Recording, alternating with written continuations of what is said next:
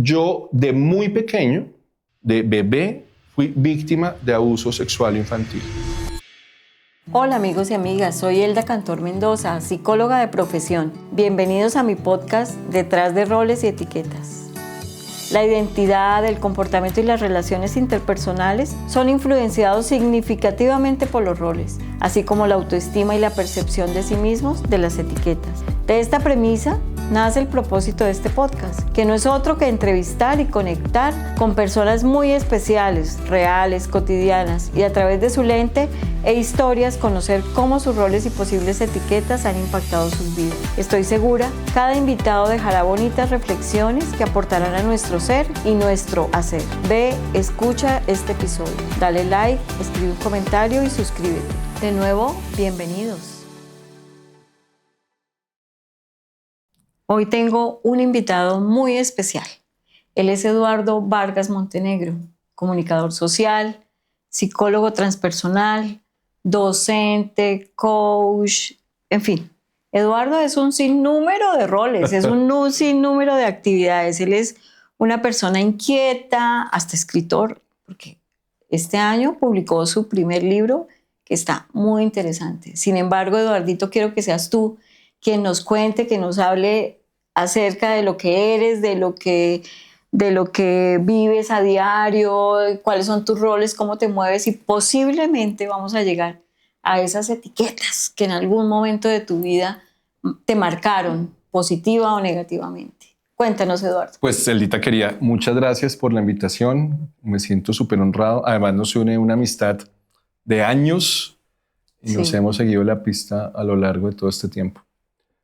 Si me preguntan yo cómo me defino, yo ante todo me defino como un encontrador. Porque a lo largo de mi historia yo he encontrado respuestas a los grandes problemas de mi vida. A mí me encanta la palabra problema. La palabra problema parece que no es muy popular por este tiempo, pero es que la palabra problema es vista como un problema. La palabra problema por definición implica una solución. Porque si no, no sería un problema, sería un imposible. La palabra problema se refiere a una circunstancia que tiene una solución. No es un reto, no es un desafío, porque además reto y desafío vienen de la guerra, son idiomas de la guerra. Entonces también parte de lo que yo hago es salir del patriarcado, salir del lenguaje de la guerra, salir del lenguaje de la confrontación. Entonces yo he venido encontrando respuestas a los problemas de mi existencia desde distintos lados. Por supuesto que estudié psicología transpersonal y después estudié integrativa y Gestalt, también para resolver mis propios rollos.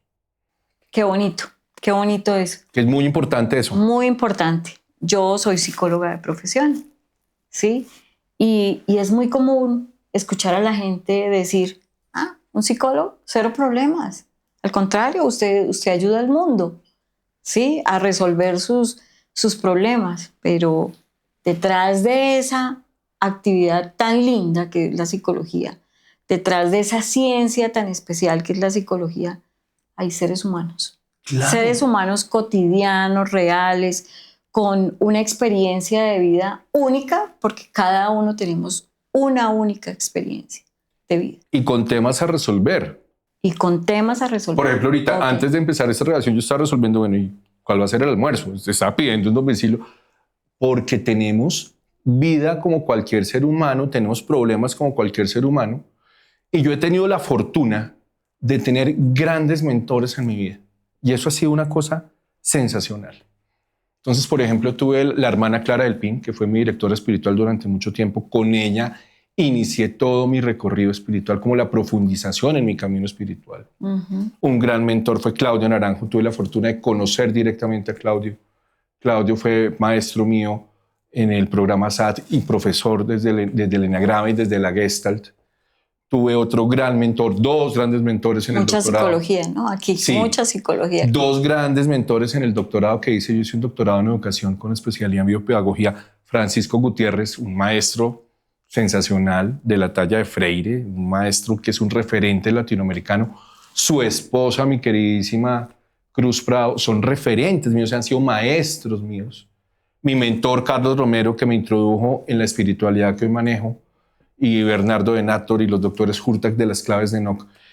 Y lo que he hecho yo es aprovechar esos grandes regalos que me ha dado la vida para poder nutrirme de todas estas personas, de su sabiduría, de su conocimiento. Es como una resignificación de la vida a través de las experiencias y de toda la doctrina de ciertas personas que han llegado a tu vida de alguna manera como unos angelitos a aportarte cosas maravillosas. Claro. Perdóname que te interrumpa, Eduardito, y es que quiero decir algo porque has iniciado esta conversación mencionando aspectos del ser humano en su dimensión. Estamos hablando del ser humano que siente, del ser humano que piensa, del ser humano que come, porque estás diciendo, yo hace un momento estaba resolviendo el tema del almuerzo, del ser humano que camina, que se transporta, o sea, un ser real al 100, pero que también es un ser espiritual. Entonces estamos hablando de todos los puntos que mueven al ser humano, que no es, o sea, a veces nos detenemos a definir al ser humano como una sola entidad, y somos muchas. Unas que son muy grandes, otras que descuidamos, pero que en el fondo tenemos. Así es, Eldita. Somos multidimensionales. Es decir, además de las múltiples facetas que tenemos aquí, también espiritualmente somos multidimensionales.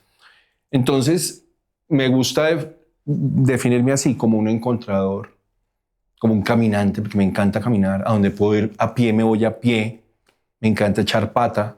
La manejada me estresa, la manejada no me gusta. Manejo cuando es absolutamente necesario. Y no me defino por los títulos que tengo, que por fortuna he tenido la posibilidad de estudiar en grandes centros educativos. Y grandes no solamente por el prestigio que puedan tener, sino sobre todo grandes por la calidad de la educación que he tenido y por los maestros que he tenido. Así no sean unos centros, hay unos que son muy prestigiosos y de postín, hay otros que no son de postín y siguen siendo grandes por la calidad de aprendizajes que tuve ahí. Soy un aprendiente, a mí me encanta la palabra aprendiente, ese es el participio presente del verbo aprender, como amante, caminante, transeúnte, aprendiente, todo el tiempo aprendiendo para resolver problemas y para apoyar a otras personas a que vayan resolviendo su vida, porque yo no le resuelvo la vida a nadie. Resolver es el infinito del ser humano, porque desde que nacemos hasta que morimos estamos aprendiendo y resolviendo. Yo pienso que estigmatizar o definir que los seres humanos tenemos un límite para aprender y que de ahí para allá no pasa nada y que esa sabiduría del anciano es pasajera porque avanzamos y cada día nacen cosas nuevas y nuevas formas de resolver los problemas. En esencia, la sabiduría existe, está ahí y no importa lo nuevo que llegue, porque siempre la base va a ser eso. ¿No crees? Claro, además porque en realidad no hay nada nuevo bajo el sol. No hay nada nuevo. No hay nada nuevo bajo el sol, está reempaquetado. Tú ahorita muy generosamente hablaste de mi libro, vamos a hablar de mi libro. Este es mi primer libro solo, tengo otros 3 en coautoría. Y yo lo que planteo en el libro son principios que a la larga son principios universales. Y hablar del ego, yo no soy la primera persona que habla del ego. De pronto tengo un enfoque diferente, de pronto tengo una manera distinta de empaquetar las cosas, pero no hay nada nuevo bajo el sol porque la sabiduría es inherente al espíritu que somos o al alma que somos. El alma, que la idea es que se conecte en algún momento, que se conecte con el gran espíritu. Y de eso nos hablan todas las grandes tradiciones sagradas de sabiduría. Ojo, no estoy hablando de religiones, porque yo en lo particular no practico ninguna religión, pero sí he tenido experiencias en tradiciones sagradas de sabiduría que han nutrido mi experiencia vital y que hoy son maravillosas en el momento en que yo las puedo integrar, puedo hacer una síntesis y me sirven para resolver o para ir resolviendo mi vida y para apoyar a otras personas a que vayan resolviendo sus vidas. De acuerdo. Como tú decías ahorita, importante aclarar que aquí no venimos a hablar de religiones, de nada, porque cada creencia en cada ser humano es respetable. Y quiero que ahora, por favor, Eduardo, me hables de dónde empieza toda esa vida de experiencia, ¿sí? Y en qué momento de tu vida te conectas con lo que en esencia eres, lo que en esencia formaron tus padres, tu familia, tu infancia, tus amigos, la escuela y demás, y lo que eres ahora. ¿Sí? ¿En qué momento conectaste con todo? ¿O en qué momento te desconectaste? Porque a veces, desde que estamos pequeños, tenemos voces que nos gritan. Usted puede hacer o usted no puede hacer. ¿Sí? Creo que es capaz o creo que no es capaz de tal cosa. ¿Sí? Y nos van rotulando, nos van etiquetando y esa etiqueta va generando en nosotros un eco que va a formar en última nuestra autoestima y el autoconcepto que tenemos de nosotros mismos. Es el concepto que tenemos de nosotros mismos. Entonces, ¿en qué momento de tu vida y a qué edad más o menos dices tú, bueno, aquí estoy yo, soy consciente de mí, me reconozco y creo que el rol que tengo como ser humano va a ser este o es este? ¿Y en qué momento de tu vida? Porque a veces también nos pasa, nos desconectamos de ese rol supuesto y nos vamos hacia otro que nos hace más íntegros, más felices o nos da más tranquilidad. Siempre hay pistas, siempre hay señales. La vida todo el tiempo nos da señales. Yo aprendí a leer las señales. No aprendí tan tempranamente. Hay personas que aprenden mucho más temprano a leer las señales, porque señales siempre hay. Por ejemplo, yo de chiquito jugaba a dar misa y a dar clase. Esos eran mis juegos. Y con la Astralandia, porque me acuerdo de la Astralandia, yo construía iglesias y con los cubos y bueno, en fin. Como que el tema espiritual siempre estuvo ahí como muy presente. Bueno, por el tema espiritual, ¿o será que tu visión era de pronto ser sacerdote? Es que allá voy, porque estuve con una patica metida en el seminario de los jesuitas de vocación tardía. Y por fortuna, quienes me acompañaron en ese proceso de discernimiento, que fueron la hermana Clara Delpina, quien ya mencioné, y José Roberto Arango, que era el decano de teología de la Javeriana en ese momento, me acompañaron en esto. Y José Roberto me dijo algo fundamental. Me dijo, tú sí eres sacerdote, pero tu sacerdocio es por fuera de las instituciones. Y eso a mí me quedó tan grabado, fui en ese momento como tan consciente, ok, sí soy sacerdote. Además porque cuando a los cristianos nos bautizan, somos sacerdotes, reyes y profetas, todos. Cada quien lo va reconociendo en su vida más o menos. Y yo sí reconocí en ese momento, ok, listo, soy sacerdote, ¿por dónde va a ir mi sacerdocio? Y el recorrido espiritual que yo he hecho, pues se van a reír porque pasé por el cristianismo, por el budismo, por el shintoísmo, por el judaísmo y por el turismo. Hice un turismo espiritual que al final yo decía, pero esto no pega nada con nada. Hasta empecé a estudiar hebreo alguna vez. Pero qué locura, ¿esto qué es? Y por fortuna, por leer las señales, en algún punto de la historia, hace algunos años, llegó mi mentor, Carlos Romero, y me introdujo en la visión espiritual que tengo hoy. Yo leo el libro del conocimiento, Las claves de Enoch. De hecho, en Colombia soy el coordinador general de la Academia para la Ciencia Futura y el facilitador principal de la Academia. Y este libro maravilloso, con otra serie de libros escritos por los doctores JJ y Desiree Hurtak, me han permitido integrar todo ese recorrido espiritual y reconocer que el budismo tiene que ver con el cristianismo y que tiene que ver con el shintoísmo y que tiene que ver con la Kabbalah y que todo tiene que ver con todo. Que somos totalidades. Ese concepto de totalidad yo lo empecé a tener muy claro en el doctorado. Yo hice un doctorado sui generis, porque es un doctorado desde la física cuántica, la química cuántica, la física, la biología molecular, desde las ciencias de frontera. Entonces eso lo que hizo fue que yo, y ya había estudiado psicología transpersonal, yo ya estaba montado en un paradigma distinto al tradicional. Yo ya estaba montado en una manera de ver la vida diferente a la educación desde el paradigma de la modernidad. Ok, perdóname, Eduardo. Eso es relativamente corto en el tiempo. O sea, todo esto que nos estás contando, ¿sucedió en qué lapso de tiempo? En los últimos 25 años, o sea, la mitad de mi vida. En la mitad de tu vida. ¿Y antes? Y antes. Comunicador social, antes que psicólogo transpersonal. Claro, entonces, no, ya antes sabías tú, yo soy como Patricia Fernández, la Betty y la Fea, que estudié 5 semestres de arquitectura en la San Marino. Okay. Yo estudié 5 semestres de arquitectura en los Andes. Antes de todo, yo me gradué del colegio muy chiquito. Y eso tiene una razón. Yo, de muy pequeño, de bebé, fui víctima de abuso sexual infantil. Siendo bebé. Siendo bebé.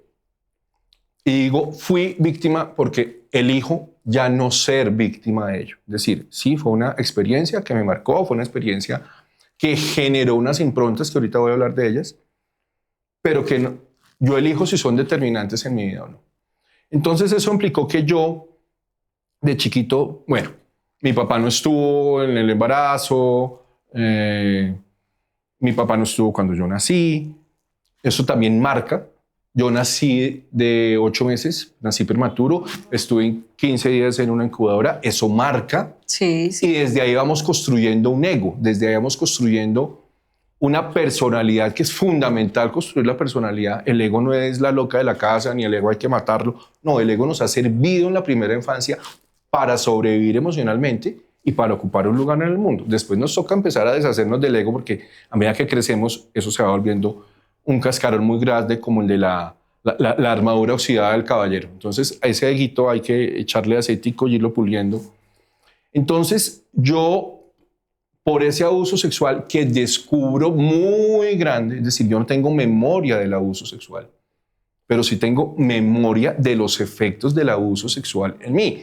Yo me orinaba en la cama hasta como los 8 años, eso era un drama. Me dieron tofranil, que es un medicamento psiquiátrico y que se usa para los niños que tienen enuresis, que es orinarse en la cama. Yo me desconecté del cuerpo, yo privilegié el mundo de la cabeza, por eso estudié, y el cuerpo era como un apéndice necesario para la cabeza. Perdí educación física en el colegio, en bachillerato perdí 3 años de educación física, me tocó habilitar, incluso 1 año rehabilitar, porque mi experiencia cuerpo era casi nula. Y anulaste como un mecanismo de defensa. Claro. Para el dolor. Porque en el cuerpo tuve dolor, en el cuerpo fui abusado, en el cuerpo hubo situaciones que no fueron nada agradables. ¿Cómo supiste de eso? No, pues eso es una historia. O sea, alguien de tu familia, alguien cercano. No, nadie supo, no había manera de saber. Yo, y aquí les pido a quienes nos escuchen, no les digo que compartan lo que yo pienso, ni más falta. Yo aquí no estoy para convencer a nadie, sino para contar cómo fue mi experiencia de darme cuenta del abuso sexual.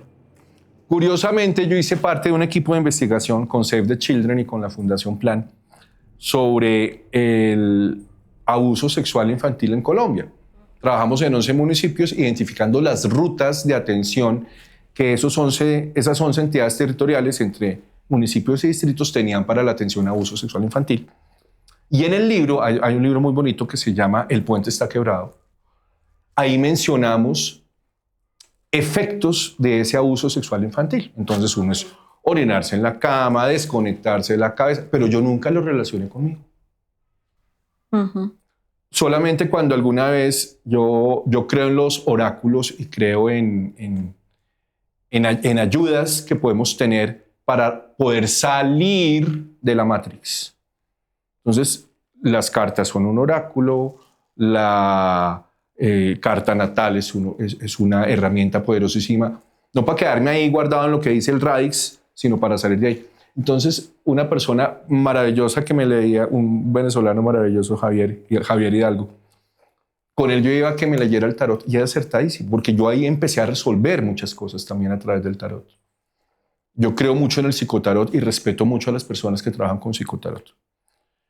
Y en alguna ocasión en mi apartamento yo tenía una mesa de comer grandísima y había como 4 tarots ahí y él me estaba hablando de cosas y de pronto coge una carta de las que están ahí y dice, me dice él, y mira, tienes un abuso sexual.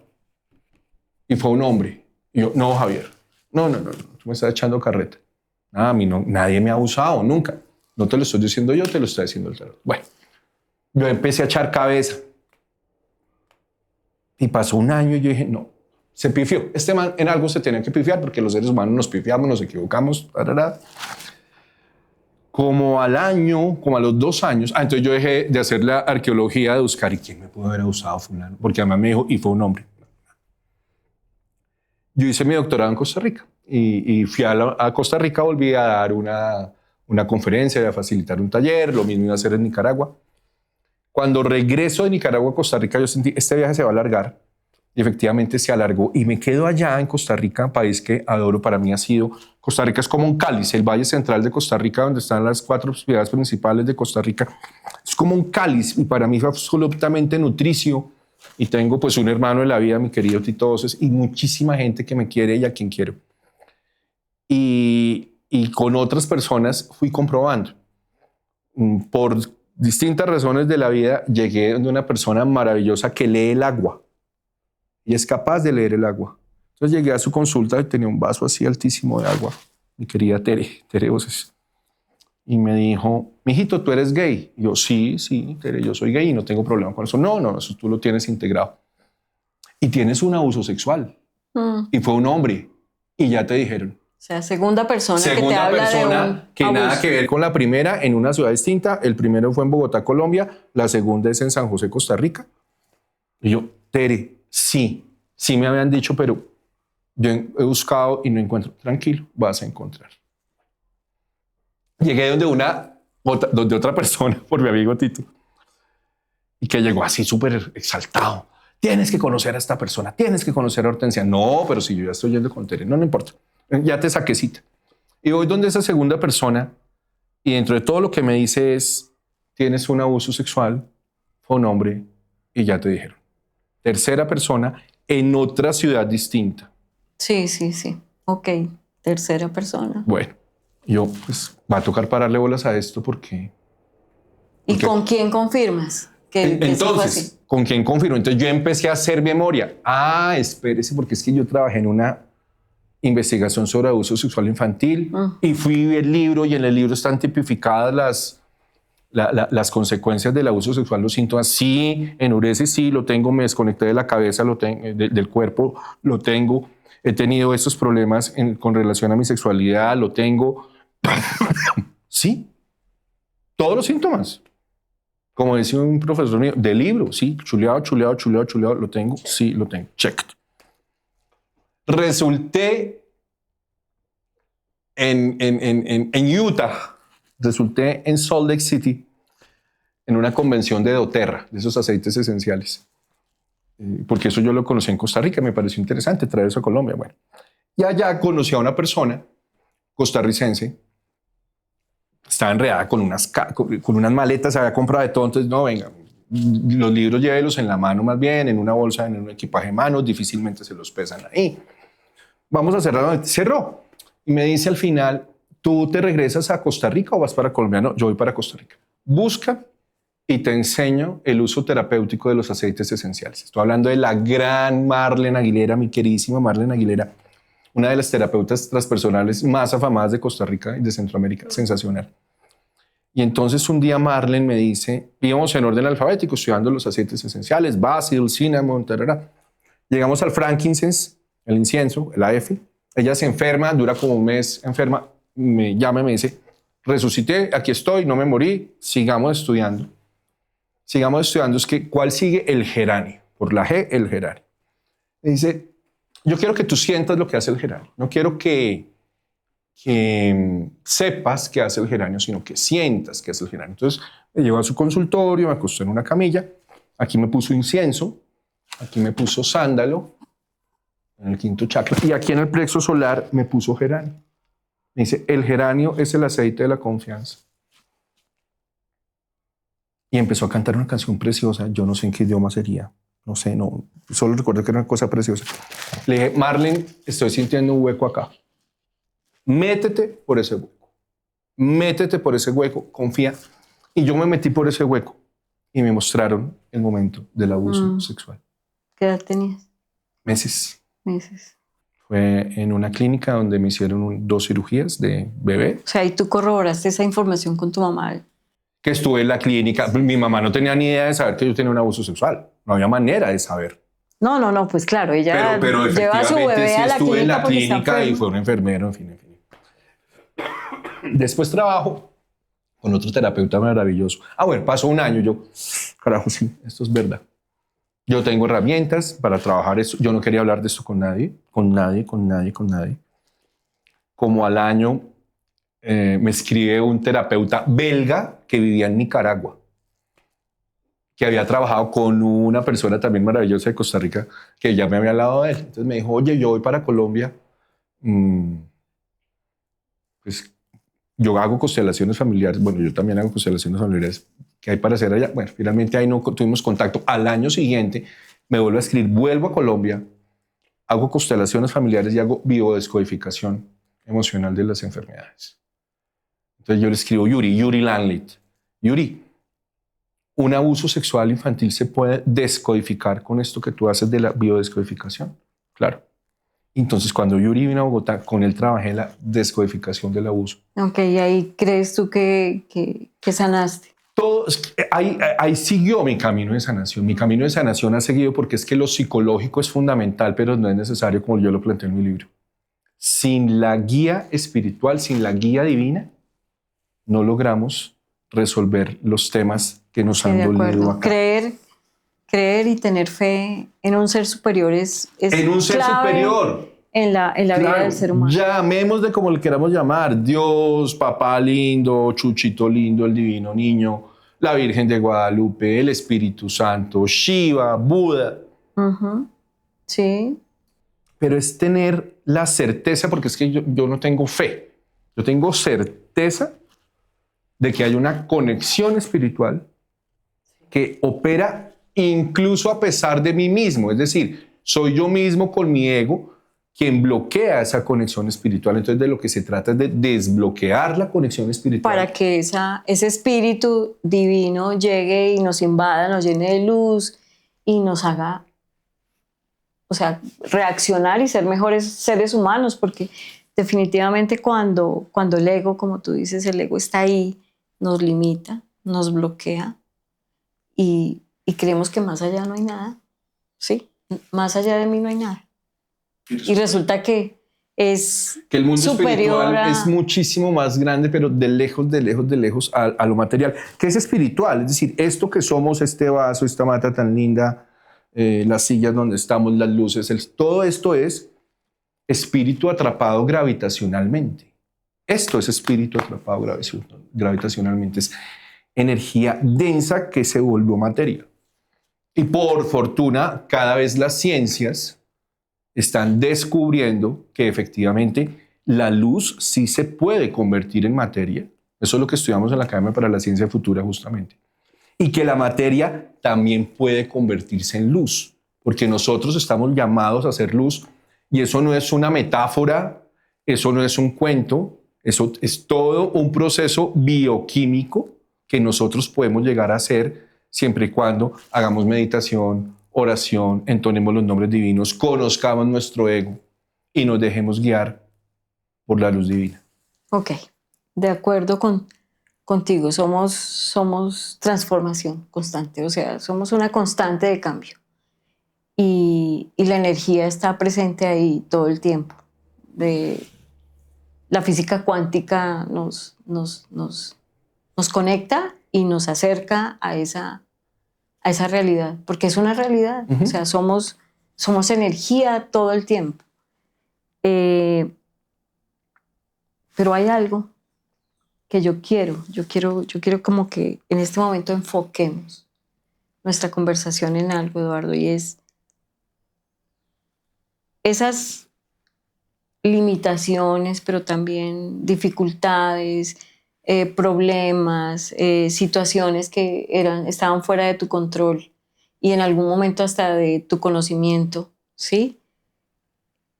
¿Cómo te llevaron en un momento de tu vida? No sé, quizás en la adolescencia, cuando terminaste el colegio y dijiste, bueno, ¿ahora qué?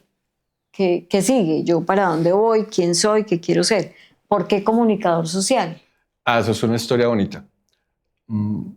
Pero es que eso va ligado a todo el proceso terapéutico y de crecimiento personal. Pero eso va ligado porque fue ¿Antes fue todo el proceso terapéutico o...? Es que fue en paralelo. Ah, ok. Es que yo me gradué del colegio muy chiquito, de 15 años, y entré a la universidad de 15 años.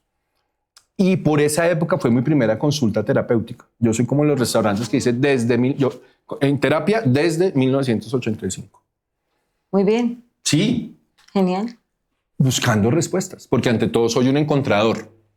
Pues yo aquí tengo que encontrar algo y he venido encontrando respuestas.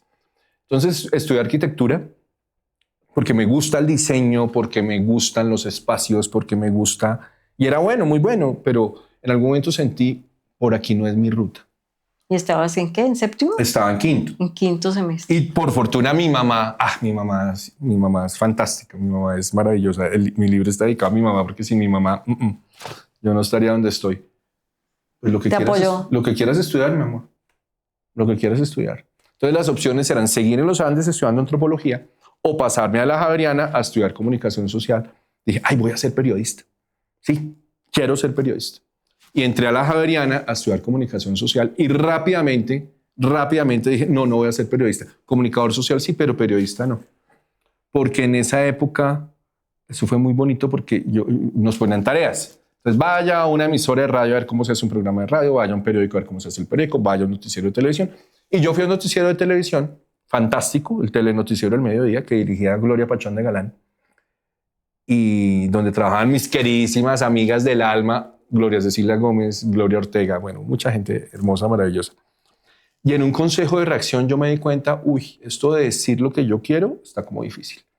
Ahora podemos decir lo que queremos. Tú tienes tu podcast maravilloso, yo tengo una columna en El Nuevo Siglo desde hace 21 años, podemos hacer un montón de contenidos, pero estoy hablando de 1989. Entonces, si yo no tengo un nombre, si yo no tengo plata, si yo no tengo un medio, difícilmente voy a decir en un medio de comunicación lo que yo quiero.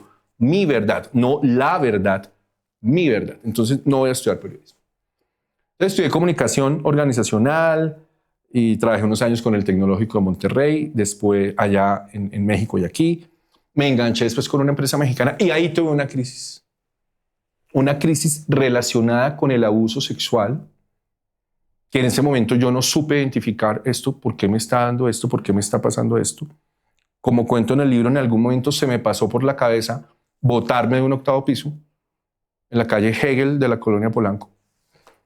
Había un ventanal inmenso, yo lo vi y estaba como tan desesperado y dije, no, esto no lo logro resolver, yo me boto. Y escuché una voz poderosa que me decía, lejos de la ventana, lejos de la ventana, lejos de la ventana. Y le hice caso a esa voz, lejos de la ventana. Y yo oía el ventanal allá al fondo, lejos de la ventana. Y ahí empezó todo un tema de búsqueda y de encuentro. Entonces yo ya venía trabajando espiritualmente con la hermana Clara del Pin, regreso a Colombia a través de Clara, sigo trabajando y me dice, de pronto este taller te sirve a ti, este seminario. Era un seminario de Enneagrama, donde mi queridísimo Rafael Enríquez, y allá me quedé. Rafael me dice en algún momento, muchacho, don Rafael, yo a él nunca le dije, Rafael, nunca pude.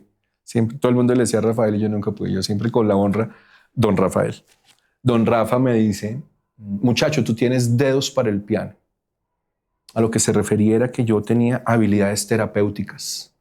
Habilidades manuales. Y habilidades terapéuticas para escuchar a alguien y apoyarlo en su proceso de crecimiento. Y ahí decidí, voy a... Y que son finas, ¿no? Que son las finas. manos son finas. O sea, sí. Las habilidades de motricidad fina de las manos son un lenguaje. Sí, pero esas habilidades eran, digamos, lo del piano era la metáfora para decirme, tú puedes ser terapeuta. Y me lo tomé muy en serio y dije, sí, yo puedo ser terapeuta. Porque además por esa época en paralelo iba lo de ser sacerdote. Listo, yo no voy a ser cura en una institución, yo sí soy sacerdote pero afuera, puedo ser terapeuta. Y ahí fue motivado por esa experiencia, por esa primera experiencia de psicología transpersonal, donde decido, bueno, voy a estudiar esto de verdad. Estudié psicología transpersonal, después estudié psicoterapia integrativa, después estudié un doctorado, este doctorado en educación aplicado a la psicoterapia. Y yo seguía teniendo la columna en el periódico. Y en este rol de, perdona que te interrumpa de esta manera, Eduardo, y ese rol de psicoterapeuta, ¿sí eres tú? O sea, ¿Sí estás conectado con ese rol? ¿Sientes que ese era tu sacerdocio? Estoy profundamente conectado porque es que la psicología transpersonal es la psicología espiritual. Transpersonal es un término que recoge Jung porque no fue creado por Jung. Jung lo recoge y él lo que dice es que, mire, hay algo que va mucho más allá de la persona. Y lo que nos pasa a nosotros va mucho más allá de la persona que somos. La gran diferencia entre Jung y su maestro Freud era que Freud, muy pegado al pensamiento moderno y a la ciencia desde la lógica cartesiana, no pudo reconocer nunca que había una entidad superior, una fuente, una luz, una guía. En cambio, Jung era profundamente espiritual. Entonces, la psicología transpersonal es psicología espiritual. Entonces, desde ahí digo, ok, aquí yo tengo un montón de herramientas terapéuticas que pasan por la psicología transpersonal, pasan por la psicoterapia integrativa, pasan por la Gestalt y aterrizan en la espiritualidad. ¿Y en este momento eres feliz? Y en ese momento, ¿En ese rol? En este momento estoy feliz, porque es que el tema de la felicidad no es un estado del ser, la felicidad es una Constante emoción. No, es una emoción. Aparece y desaparece. Claro, como la tristeza, como los sentimientos, como el asco, como las 6 emociones básicas, como la ira. Entonces, en este momento, yo estoy en gozo, porque el gozo sí es un estado del ser. Desde el gozo podemos vivir conscientemente la tristeza, la ira, el asco, el miedo, la sorpresa y la felicidad. Entonces, en este momento contigo estoy muy feliz. Yo estoy muy feliz de estar aquí hablando contigo.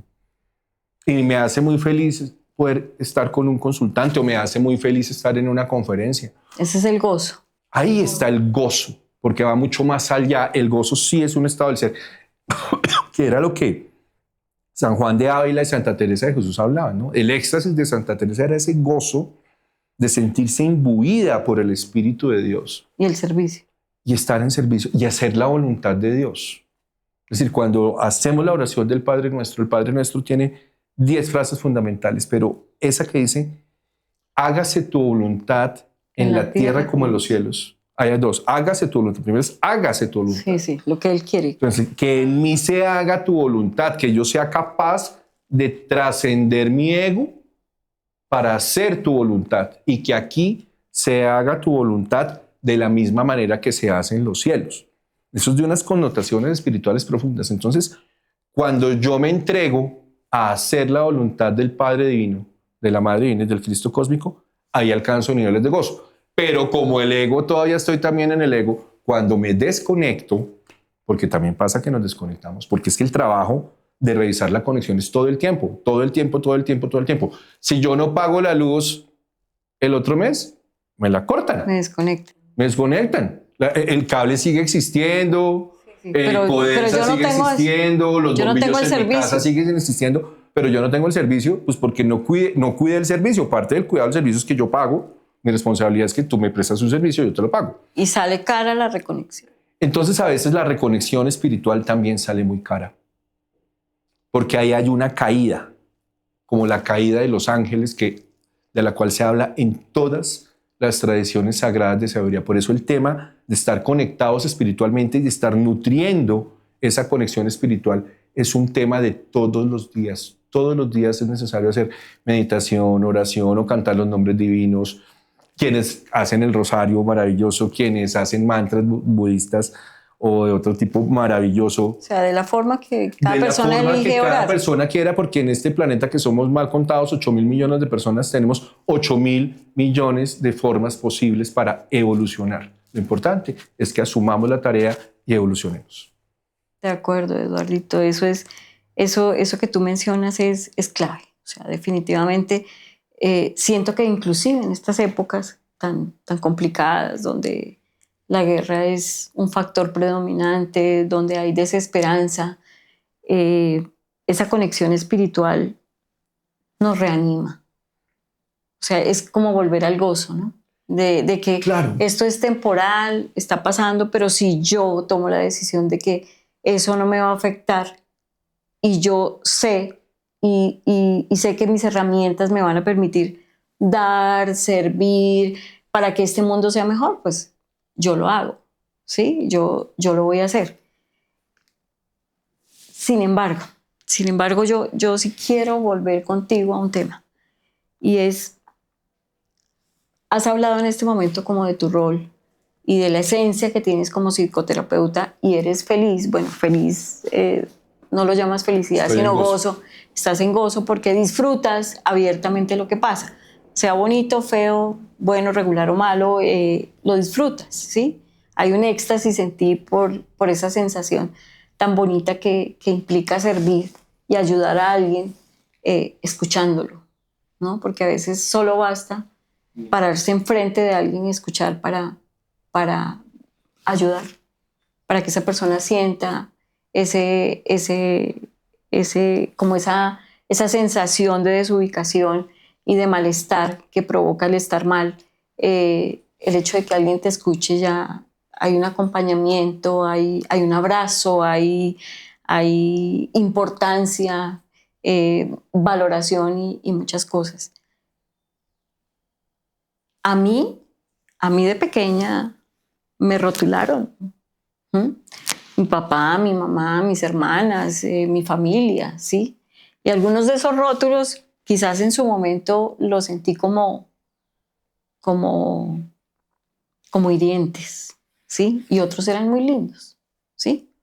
Otras etiquetas que me dieron eran muy lindas y me convencí en la vida de esas etiquetas que me dieron.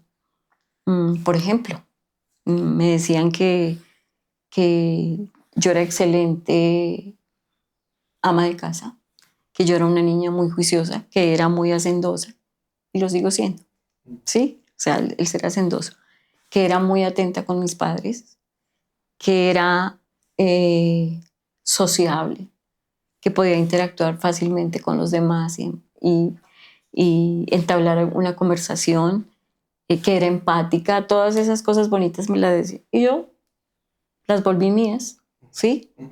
Y creo que hacen parte de mí. Porque, como antes de iniciar el podcast me decías, yo creo que las etiquetas, sean positivas o negativas, hay que eliminarlas. Yo creo que en la medida en que hagan bien, hay que transformarlas para que nosotros nos transformemos. ¿Sí? Nos ayudan. Sí, nos ayudan. Claro, nos ayudan porque nos ayudan. Porque quizás a veces ni nosotros mismos nos valoramos o no nos calificamos. Y necesitamos el refuerzo positivo. Exacto. Estamos necesitando que alguien nos diga quiénes somos o cómo somos. La percepción que tienen otros de nosotros mismos es muy importante. Lo es. Sin embargo, coincido contigo en que el valor más importante es el que tengo yo acerca de mí mismo, ¿sí? Sin importar lo que digan los de afuera, sino... Pero eso es un proceso.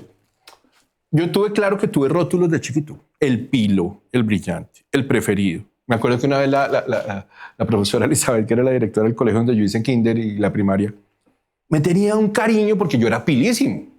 Claro, ya saben por qué era pilísimo. Pues porque había desconectado la experiencia cuerpo y yo vivía desde la cabeza. Por eso era que era pilísimo. ¿No? Entonces, alguna vez me llamaron a la rectoría. Yo estaba como en quinto de primaria y todos, uy, Vargas, a la rectoría, uy. Y yo con ese susto, ¿qué hice? Con miedo, porque siempre hubo miedo. Sí, la educación del miedo. Yo siempre tuve miedo. A raíz del abuso, yo siempre fui un niño miedoso, temeroso, siempre tuve miedo. ¿Qué hice? Y llegué a la rectoría y la profesora Elizabeth, mi amor, estuviste de cumpleaños y se me pasó el cumpleaños. Y me ha regalado un esfero dorado, precioso. Entonces, claro, el preferido, el niño de mami, me tocaba corregirles, no, niño de mami, el hijo de papi, no, hijo de mami, porque mi papi, pues no. Mi papi aportó lo suyo, pero no ha hecho otras cosas adicionales. No fue un padre presente. Mi papá no fue un padre presente y entiendo sus razones y entiendo su vida. Y aquí es muy importante entender, comprender, no solamente entender, sino comprender integralmente, pues, la infancia de los padres. ¿No? Y cómo nos fue su infancia, lo que pudieron con las herramientas que tenían en ese momento. Y gracias. Entonces, sin reproches, ya no. Entonces, claro que tuve esos rótulos. También tuve rótulos del niño débil. Claro, pues perdí educación física. No, el debilucho, no, alguna vez en grado 11 me dijeron, después de un paseo, un compañero, uy, yo pensé que usted era gay. Y yo, por ejemplo, yo ya sabía que yo era gay. Uy, yo pensé que usted era gay. Pero en realidad a mí nunca me pusieron como, ni me estigmatizaron, nunca me han estigmatizado por mi orientación sexual. Por eso, nunca. Y en este momento menos, en este momento de la historia menos. En este momento de la historia menos, pues. Y si lo hacen, pues cada quien. El punto es que sí hay esas rotulaciones que era el exaltar mis cualidades, porque efectivamente era pilo y sigo teniendo comportamientos de pilera ante el conocimiento y generoso, etcétera. Claro que eso contribuye a que formemos el carácter, ¿no? La personalidad, pero es que ahí volvemos al tema del ego, el carácter, que es el sello de la personalidad. La personalidad, persona, en latín es persone, que significa máscara. Entonces, ¿yo cómo hago más bien para quitarme la máscara? Porque yo no soy la máscara. Y ser. Entonces, claro que hay etiquetas que han funcionado en el tema de la... Por ejemplo, el ser gay es una etiqueta, porque en el tema de LGTBIQ+, etcétera, pues yo estaría en la G. Eso también es una etiqueta. Entonces, ¿hasta qué punto yo me agoto en la G de gay? No, pues por supuesto que no me agoto ahí, porque las etiquetas terminan reduciendo al ser. Entonces, sí nos sirven, pero son como muletas. Yo me he roto los 2 tobillos. Y después de roto, uno y uno, por fortuna no fue al tiempo, porque si no hubiera sido la locura. Pues hay que usar muletas. Pero llega un punto en que ya yo puedo soltar una muleta. Y sigo siendo. Y hay un punto en que ya tengo que soltar la otra muleta y me toca caminar así sea cojeando, porque si me quedo todo el tiempo con la muleta, no voy a poder desarrollarme. Entonces, los rótulos son muletas que nos pueden servir en algún momento de la vida. Pero no deben permanecer. Pero llega un punto en que ya hacen estorbo. Entonces, por ejemplo, del eneagrama que hablé antes, ahí hay unas rotulaciones y son rotulaciones que no comparto. Por ejemplo, decir que el eneatipo 1 es el perfeccionista, que el 2 es el servicial, que el 3 es el líder, que el 4 es el... son etiquetas y resulta que es que líderes podemos ser todos,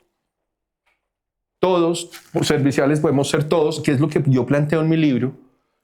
Identifica los insumos que utilizaste de manera inconsciente para construir tu ego.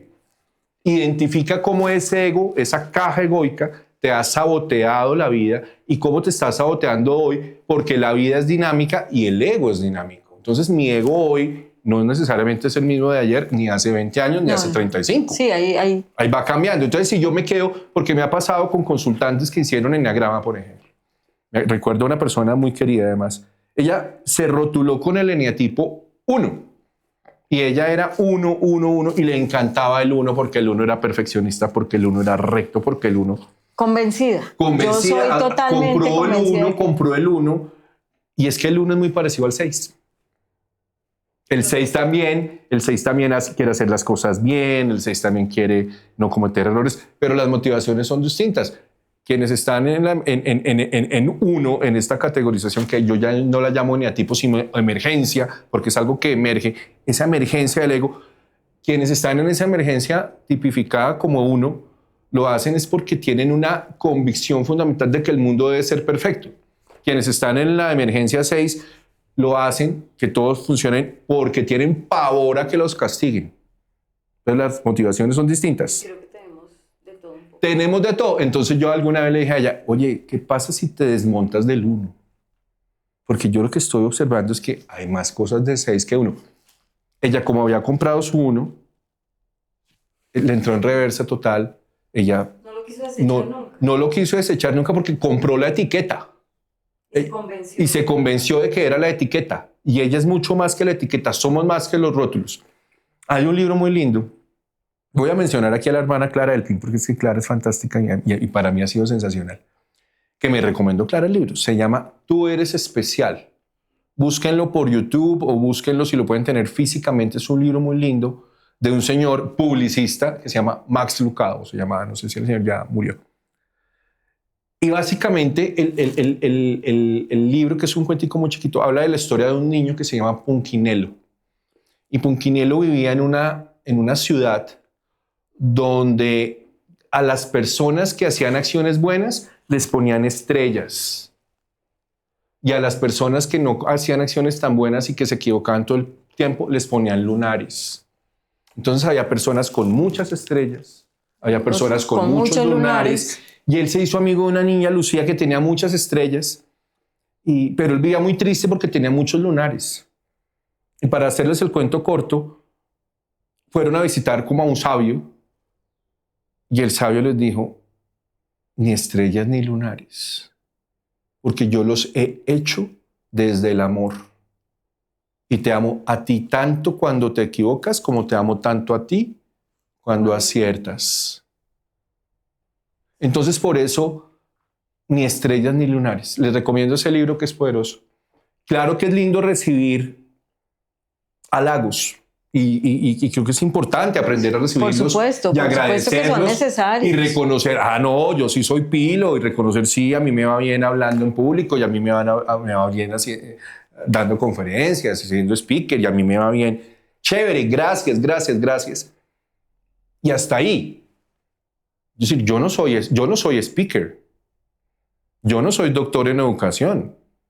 Yo no soy psicoterapeuta. Eso lo hago con mis habilidades. Yo ante todo soy un ser humano que está en proceso de evolución, intentando conectarme cada día con su esencia. Evolución constante. Evolución constante. Sí, te entiendo perfectamente. O sea, te puedo decir que este podcast hace más de un año no estaba en mi cabeza. No estaba, ¿sí? Cualquier día empecé a soñarlo. Sí, porque me encanta ver podcasts. Los podcasts tienen unos temas supremamente interesantes. Y me empezó a llamar la atención y empecé a ver a quien estaba detrás de las cámaras y a quien estaba delante de ellas como algo que soy yo. Y yo decía, hay parte de mi esencia ahí. A mí me gusta escuchar historias. A mí me gusta llevar un mensaje y recibirlo para mí. Porque como tú dices, estamos en constante transformación y todos en este planeta Tierra, todos los seres humanos aportamos al otro algo, bueno o malo. Bueno o malo ya es un rótulo. Sí, exacto. Bueno o malo ya es un rótulo. Sí, ya es un rótulo. Pero vivimos en esas dualidades y tenemos que aceptarlo también. Pero también debemos aprender a retomar especialmente lo bueno. Especialmente lo bueno. Y hoy, Eduardo, siento algo muy especial hablando contigo. Y es despertar mi capacidad de escucha. ¿Sí? A veces me cuesta. A veces me cuesta. Sin embargo, es una habilidad que tengo que desarrollar. Y hoy lo estoy haciendo contigo. ¿Sí? Nos retroalimentamos y nos alimentamos mutuamente. Y hay algo que quiero decirte y es que si bien este podcast tiene un título que es Detrás de roles y etiquetas, siempre hay una historia de vida. Una historia de vida que inicia en algo y transcurre en algo hasta el final de nuestros días. ¿Sí? Yo tengo unos años y cuando uno ve un podcast, ve mucha gente joven delante de esas cámaras, ¿sí? Lindas presentadoras, bueno, gente muy famosa, ¿sí? Y yo no voy detrás de nada, solamente voy detrás de sentirme bien haciendo esto y lograr un sueño. Y sentirme capaz de alcanzarlo, sin importar la edad. Porque nunca es tarde. Que es otro rótulo. Nunca es tarde. La edad es otro rótulo. Entonces nos han dicho que si a los 30 no nos hemos casado y tenemos un hijo, somos fracasados. Que si a los 50 no tenemos la finca en no sé dónde, además de la casa. ¿Y quién dice eso? Entonces eso, Aldita, me encanta, que es hacer. hacer desde la esencia. Es decir, permitir que el ser se manifieste tanto en el hacer como en el tener. Pero es el ser el que está detrás. Sí, mira que hace poco iba por la calle y había un viejito, un haraposito. Me imagino que duerme debajo de un puente, lleva un perrito. Y se quedó así, estaba con un tarrito ahí así, no estaba pidiendo monedas, nada, pero tenía su tarrito ahí al lado.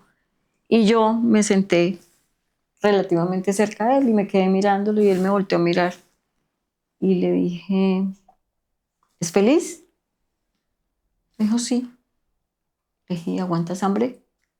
¿Frío? Me decía, sí. ¿Y eres feliz? Muy feliz. Y le dije, sí. ¿Y cómo defines eso? Bueno, no fue la palabra que utilicé, pero para hacerlo más corto y sencillo, dice, cuido a mi perro y él cuida de mí. Y eso me hace feliz. Y no me falta la comida. Siempre hay alguien que algo me regala, pero no hay un solo día que me falte algo para comer. Yo decía, lo simple hace más feliz. O sea, bueno, difiero contigo, ¿no? Cuando tú dices felicidad es un momento, el gozo es algo más permanente y trascendental. Entonces yo digo, el gozo de mucha gente no es lo que tú estabas diciendo, que son también como los estereotipos y como la definición de lo que una persona tiene que ser para que se vea exitosa y demás, y se vea gozosa. No lo es. No es el tener. El Señor está en plenitud. Él dice, yo disfruto mi día y duermo debajo de un puente. Está en plenitud. Pero mi felicidad es cuidar de mi perro y que mi perro cuide de mí. Y el Señor está feliz todo el tiempo. Puede estar feliz todo el tiempo. Es que yo puedo estar feliz todo el tiempo. Sí, yo puedo estar feliz todo el tiempo. Me entendió, me comprendió totalmente. Sí, bonito porque lindo, eso tiene que ver, sí, hermoso, con la esencia. Cuando estamos conectados con la esencia, en la manera en que cada quien encuentra esa conexión, se encuentra la felicidad o se encuentra el gozo. Claro que a mí me gusta estar feliz. Claro que a mí me encanta estar feliz. Pero también disfruto cuando lloro. Es importante. También, las lágrimas sanan. Sí, y también me abrazo cuando siento enojo. Yo exploto rapidísimo, pero la rabia me dura 3 minutos. Pero esos 3 minutos son tenaces. Pero después ya listo, también me abrazo ahí en la rabia. También me abrazo en la sorpresa, también me abrazo en el miedo, este miedo que te comentaba, que me ha acompañado, claro, como secuela del abuso sexual infantil, muy miedoso, muy temeroso. Y con todo el miedo, pues yo cogí el miedo en la mano, vámonos y damos una conferencia, vámonos a ir a otro país, vámonos a estudiar otra cosa, escribamos un libro, vámonos a la feria del libro con otros 11 maravillosos autores, montemos un stand y nos fuimos con todo el miedo. Nos lanzamos. Con todo el miedo, sin esperar a que se vaya el miedo, no, con todo. Como dicen comúnmente, al miedo, cojámoslo por los cachos. Sí, y nos enfrentémoslo. Sí. Es la única manera de vencerlo, es enfrentarlo. Sí. Y bueno, yo creo que nos has hablado de tus roles y las etiquetas y demás. Con esta historia que acabo de contar de la experiencia que tuve con este anciano, encontré algo muy bonito. Y es algo que afortunadamente estamos rompiendo. Es el rol de género, de lo que hace un hombre y hace una mujer, de lo que siente una mujer y de lo que siente un hombre, de los sentimientos permitidos en la mujer y los sentimientos que no son permitidos en la mujer. Anteriormente se veía una rudeza grande de un hombre hacia los animales. Y es tan bonito ver ahora el amor que profesan los hombres hacia los animales. ¿Sí? La mujer siempre ha sido encasillada en las cualidades más tiernas, en la dulzura absoluta, en la maternidad, en el servicio, en el hacer, sobre todo doméstico, en el cuidado de los hijos y demás, ¿cierto? El hombre es el proveedor, el hombre es el que trae el dinero a la casa. Lo que te digo, que dicha que eso ya no funciona así. Que todos hacemos de todo.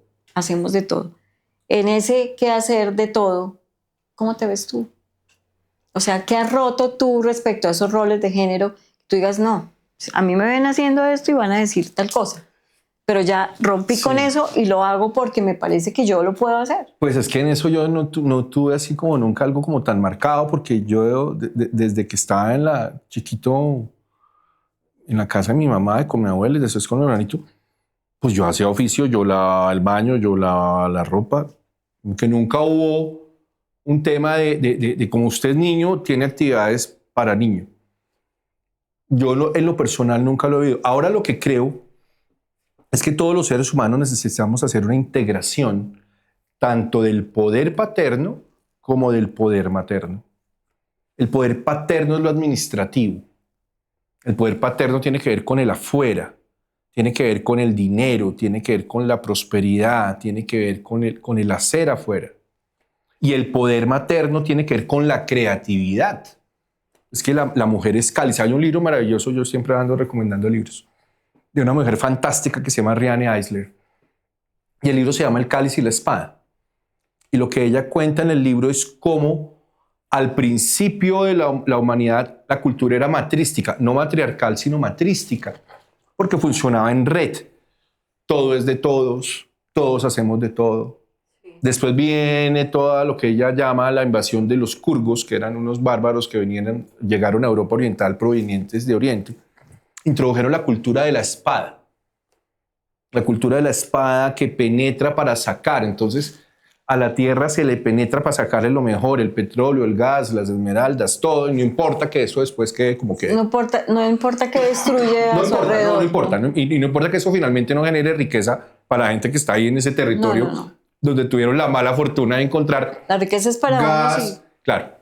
O la cultura de la espada que a la mujer le exigía que tuviera 12, 14, 18, 24 hijos. Una señora criando 40 años. Porque 24 hijos, ¿en cuánto tiempo los criamos? En 40. Entonces, ¿cómo logramos un balance? Yo no hablo de equilibrio porque es que desde la física sabemos que un cuerpo en equilibrio es un cuerpo muerto. Mientras estamos en balance, esto es pip. Constante movimiento. Pip, pip. Estamos vivos, hay balance. Cuando nos morimos llegamos al equilibrio. Entonces necesitamos hacer un balance, cada ser humano, y ahí la humanidad podría dar un salto impresionante si cada quien asume esta tarea de integrar el poder paterno y el poder materno. Entonces yo trabajo para eso. Entonces yo procuro tener esas cualidades, tanto las paternas como las maternas, las exteriores como las interiores, balanceadas para que la vida fluya. Y es que es muy lindo ver a un hombre cambiando actualmente pañales. Claro. Verlos preparar un tetero, verlos lavar loza. O en el programa Papá Canguro, pues ¿dónde fue que el domingo que estuve en un restaurante a la hora del almuerzo, llegó un papá con un bebé que ese bebé se veía que no completó las 38 semanas en el vientre de la mamá. Sí. Estaba con el bebecito ahí porque los hombres también tenemos el poder materno adentro. Pero y las mujeres también tienen el poder paterno adentro. Entonces, ¿cómo hacemos balance? Mira tantas mujeres cabeza de familia. Ese poder paterno y materno a la vez. Claro. De las mujeres cabeza de familia. Es necesario cuidar, porque es que la cultura patriarcal les ha exigido a las mujeres volcarse hacia el poder paterno, olvidando muchas veces su poder materno. Puede pasar. Ha pasado mucho y yo tengo pues muchas historias de personas, de mujeres que han llegado a cargos directivos sacrificando su poder paterno, su poder materno, ahora sí. El materno. Ahora, por fortuna, estamos en una corriente, no, balanceemos, todos tenemos de todo, todos, porque eso pasa con los rótulos, fíjate. Con los rótulos es como si la labor del cuidado hubiese solamente sido para la mujer. Y entonces ahora los hombres estamos aprendiendo que los hombres también podemos ser cuidadores.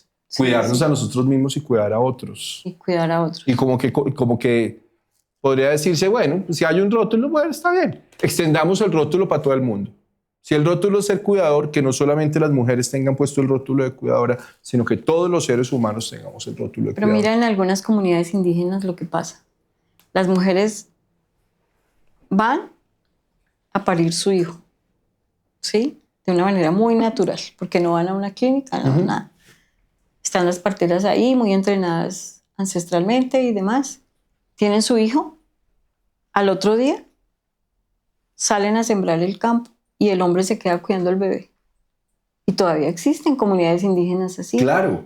Y han sobrevivido y a la mujer no le pasa nada. Y al hombre tampoco. Y al hombre tampoco. Entonces eso es una prueba que los roles de género son culturalmente aprendidos. Sí, Entonces son hay rotulaciones que las aprendimos culturalmente y las podemos desaprender. Es muy importante el desaprender.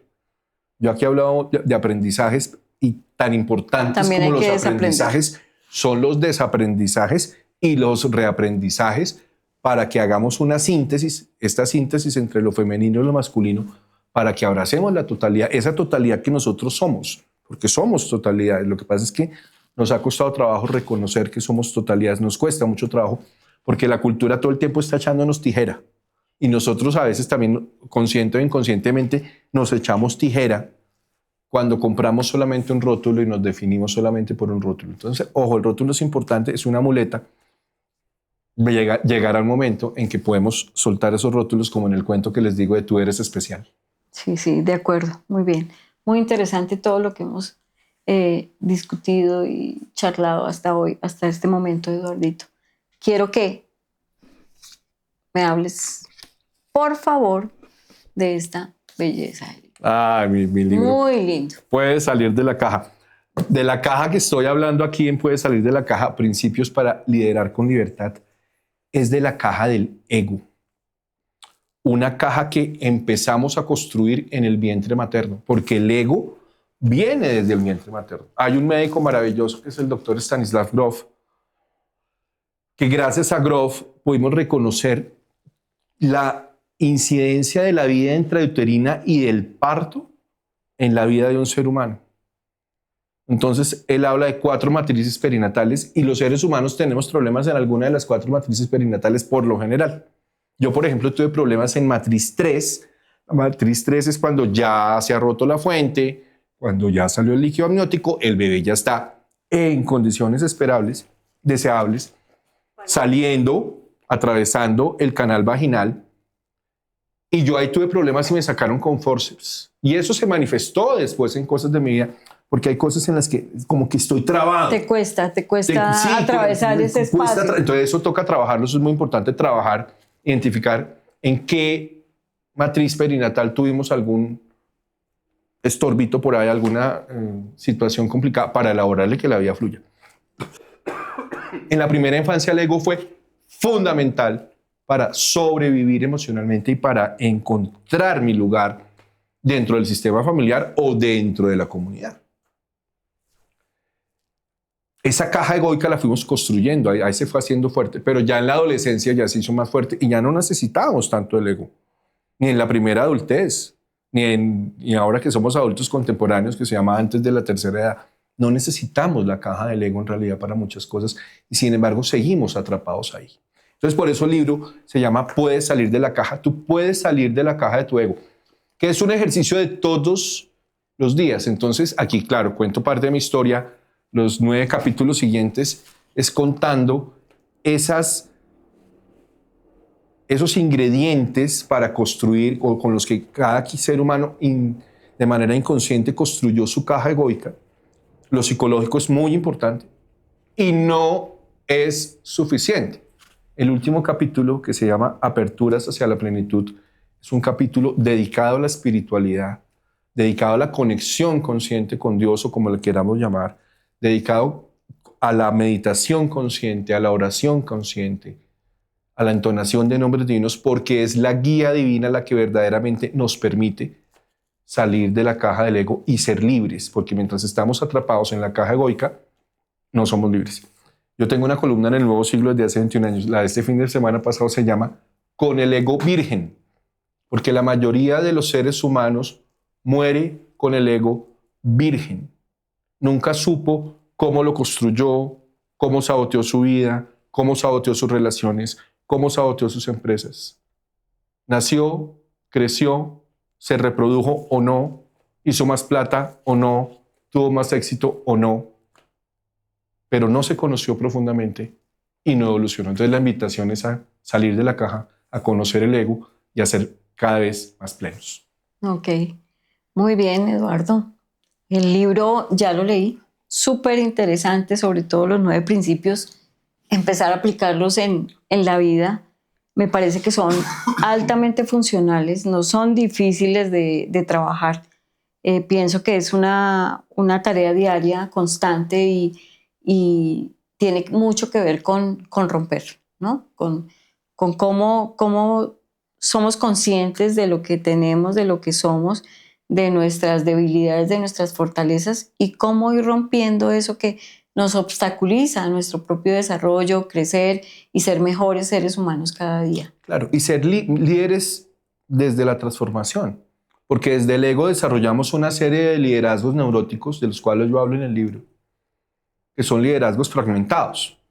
Entonces hay un liderazgo mezquino, hay un liderazgo rudo, hay un liderazgo manipulador, hay un liderazgo insaciable, hay un liderazgo ansioso, hay un antiliderazgo, ¿no? Hay 9 tipos de liderazgo que podemos estar atrapados ahí pensando que hacemos lo mejor y a lo mejor estamos atentando contra nosotros mismos, contra nuestros equipos de trabajo. Ojo, y todos los seres humanos podemos ser líderes, todos. Y el liderazgo empieza de adentro hacia afuera. La primera vida que estoy en la responsabilidad de liderar es la mía propia. Ok, sí, de acuerdo. Bueno, Eduardo, hasta aquí esta linda entrevista contigo. Te agradezco tu tiempo, el hecho de haberte abierto con tanta espontaneidad y franqueza, porque me parece que no escondes nada. Nada. Eres tan libre que dices, soy así, Aquí estoy. tengo esto y aquí estoy. Aquí estoy. Y es lo que hay. Sí, sí, sí. Es lo que hay. Yo me quedo con algo, Eduardo. Yo me quedo con una frase que acabas de decir. Y es que el liderazgo transforma y líderes somos todos. A veces creemos que el rol de líder pertenece solamente a ciertas personas con ciertas características, pero no. Todos lideramos en nuestra vida. La señora que colabora en la casa con el oficio es líder en Por lo que hace. supuesto. La madre es líder. Claro. El padre es líder. Todos somos líderes en Todos en algún ámbito. Somos líderes. En algún ámbito y en algún punto de la existencia ejercemos el liderazgo. La idea es que lo ejerzamos de manera integral, desde la totalidad, sin lucha, en amor, con el poder del amor, que es lo más maravilloso que podemos tener los seres humanos, en conexión con Dios. Ok, ¿y tú con qué te quedas? Yo me quedo con la alegría del encuentro contigo. Me quedo con la felicidad de estar aquí en tu espacio. Y me quedo con esa reflexión que a través de ti logro hacer de que los rótulos son muy importantes para la construcción del ser humano y que en algún momento los podemos soltar. Valorando también los rótulos, valorando también las expresiones que los demás tienen sobre nosotros y las valoraciones que hacen, y teniendo la capacidad de reconocerlos, de mirarlos de frente y también en algún punto de la vida decir, ya no te necesito más. Exacto. Y que a veces parte de entenderlos es saber que vienen de afuera, ¿no? Sí. Que vienen desde afuera y que las percepciones son únicas, son individuales, son percepciones. Sí. Y que esos que son negativos probablemente no son míos, no me pertenecen. También son percepciones o son reflejo de la persona que los está diciendo. También. Entonces por eso los acogemos, los cogemos con pinzas. Y yo en eso aplico el principio budista que me fascina, que es dejar ser, dejar estar y dejar pasar. Porque todo en la vida es transitorio. Todo pasa. Sí, absolutamente. Es cierto. Todo pasa, salvo la esencia. Todo pasa La esencia y permanece. nada queda. Queda Solo la la esencia. esencia. De acuerdo, gracias Eduardo. Gracias. Espero que esta entrevista el día de hoy les haya gustado mucho. Por favor, suscríbanse a este podcast. Espero muchos likes y sus comentarios. Hasta una próxima oportunidad.